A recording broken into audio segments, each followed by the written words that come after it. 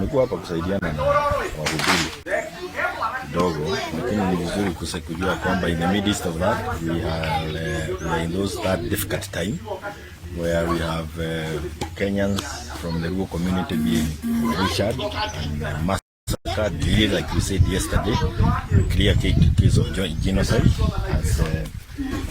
has happened within the rural Nyanza and parts of Nairobi, parts of Kericho. And this is one community that has been targeted, singled out. The issue of the cost of living affects all Kenyans, not affect one community. And the issues of demonstration is not a question of encouraging enforcement force or something.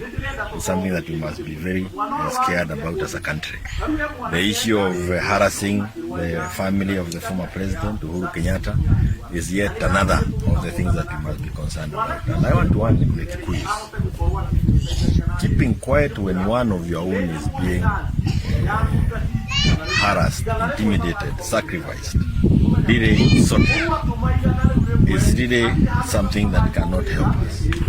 And it speaks volumes about the community, because when viewed by other communities.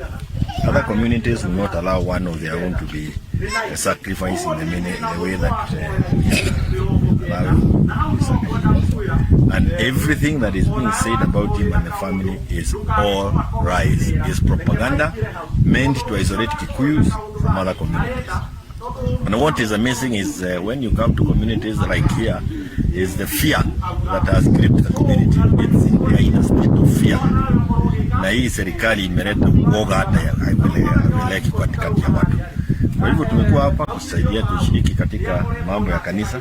Sio jambo ambalo mimi ninahusika naye mara kwa mara, lakini nimefurahia kuja na kuambia na kufanyika pia Kenya mzima. Hata hapa wanasema huko ni sehemu moja, kwa hivyo wao pia kwa Biblia bado haijachoka, bado iko juu.